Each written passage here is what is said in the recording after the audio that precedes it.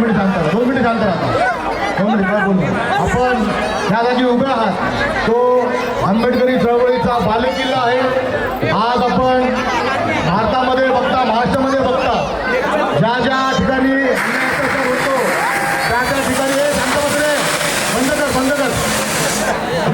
त्या ठिकाणी सिद्धार्थ कॉलनी आणि सिद्धार्थ कॉलनीतील सर्व जागृत नागरिक आहे. आपलं कर्तव्य आहे आणि आपण समस्त सिद्धार्थ कॉलनीच्या वतीने आपण गौतमी पाटील यांचा शाल, गौतम बुद्धाची मूर्ती आणि भारतीय संविधान जे आपण स्वागत करतोय. सर्वांनी टाळ्या वाजवायचं आहे. सर्वांनी